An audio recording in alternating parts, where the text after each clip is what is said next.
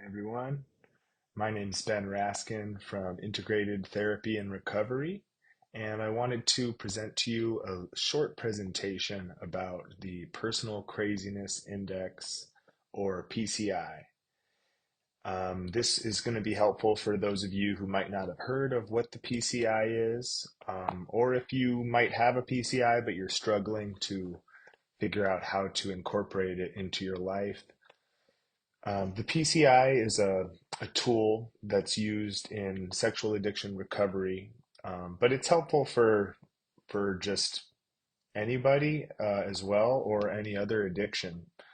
And what the way that it works is that when you're recovering from an addiction like sexual addiction and you've achieved abstinence, the goal is for the individual to establish a recovery zone and stay within that recovery zone and understand what is their own individual recovery zone.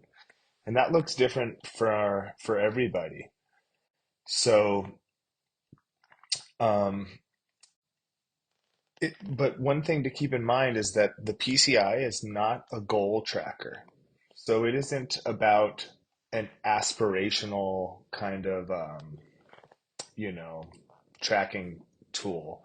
It's really about keeping your understanding how to achieve stability for yourself and then making it a part of your daily habit to check in on yourself and see, am I taking care of the things that I need to take care of to have stability?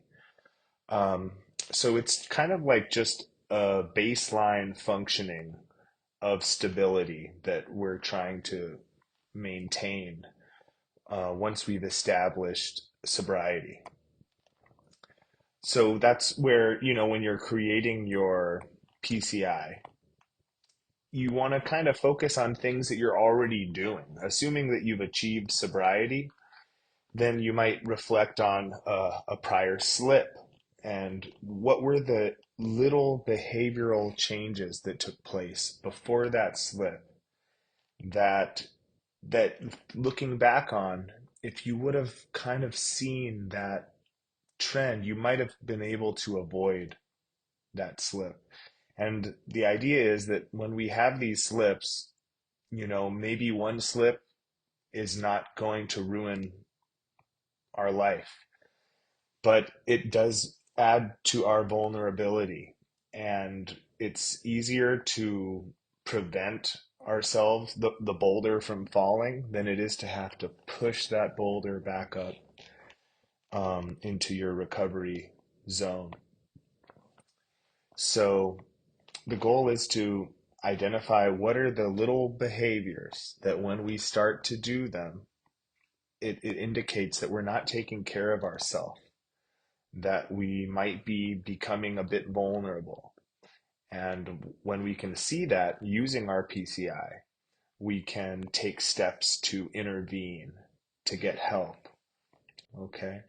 So early intervention prevents slips and relapse.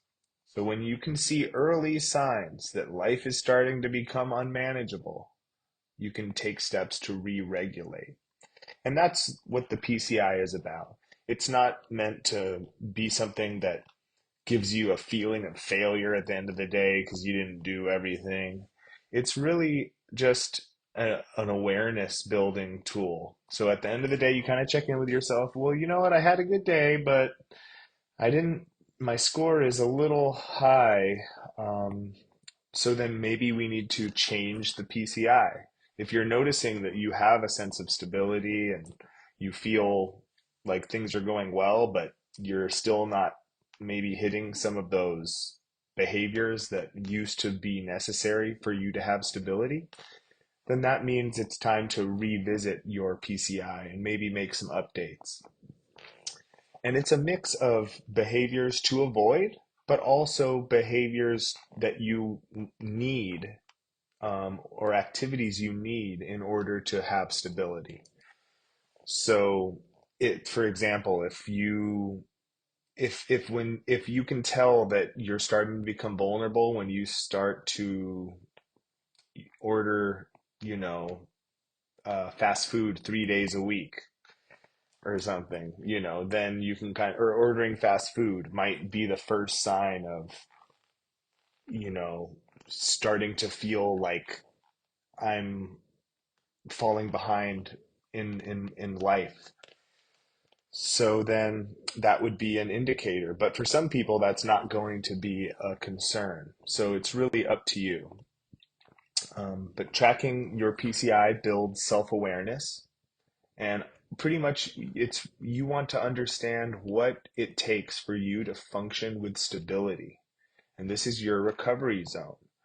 And in the beginning, you're kind of like establishing a recovery zone and just trying to hold it together.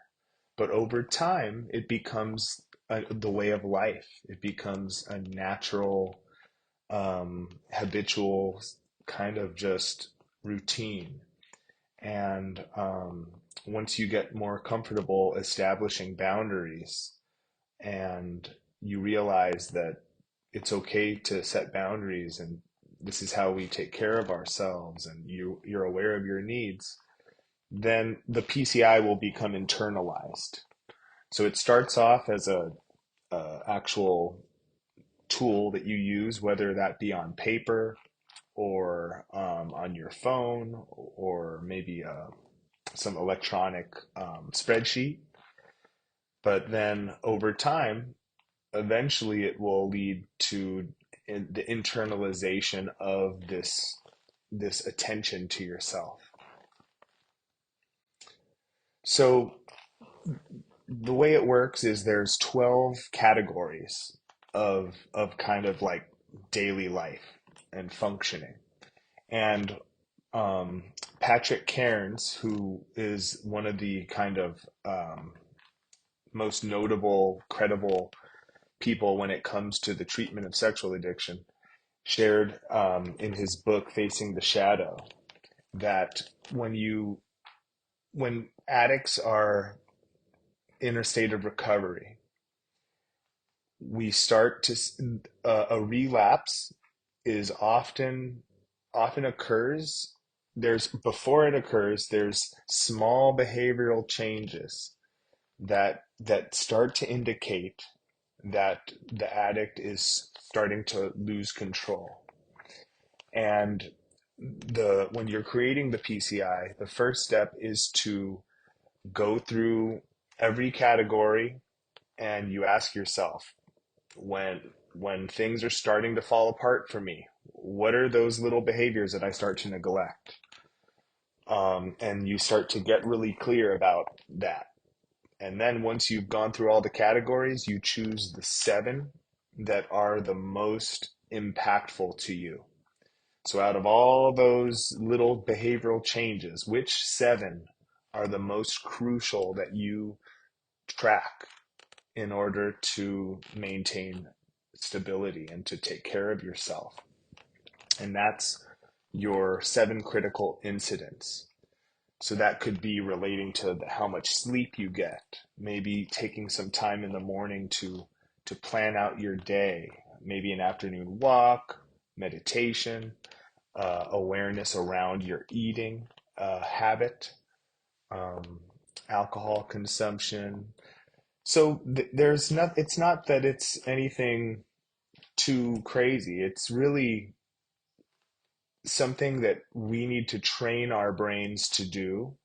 That for people that don't struggle with addictions and have healthy boundaries, they do this kind of automatically.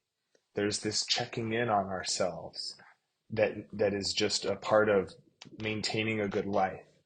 But for addicts, it didn't come natural because when we didn't get that exposure or that kind of modeling that was necessary to develop that capacity early on. So you develop it later in life. But but I hope that this answered some of your questions about the PCI. If you need help creating your PCI, or are you're struggling to kind of maintain it, or feeling like it's not working for you, feel free to reach out to me and let me know how I can assist you.